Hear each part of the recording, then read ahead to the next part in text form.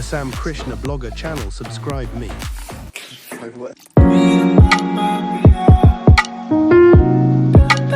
Hello दोस्तों, welcome to my mini blog. आशा करूँ চবেই ভালে আছে আৰু মই যে কৈছিলোঁ প্ৰথম দিনা ৰাসৰ আজি ৰিহাৰ্চেল হ'ব বুলি, ঠিক আজি ৰিহাৰ্চেল হ'ব আৰু এইবিলাক চব গোপীবিলাক আহিছে। আমাৰ চব গোপী চব কৃষ্ণ বোলে, চব গোপী নাচিব বোলে, তো কৃষ্ণ নাই।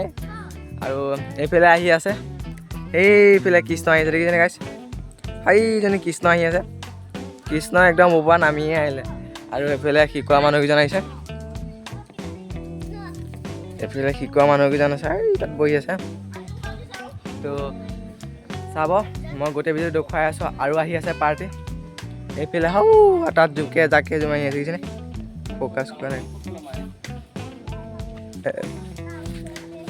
তো গাইছ, চব গোপী চুপী আহি গ'ল, কৃষ্ণ কৃষ্ণ চব আহি গৈছে, এইবিলাক চব আৰু মানুহ চানুহ ধেৰ আহিছে, এইবিলাক দেখিছে।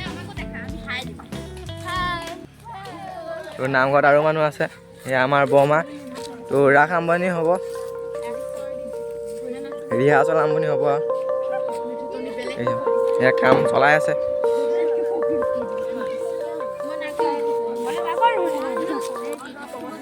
নয়নমণিয়ে কি নাচিবি?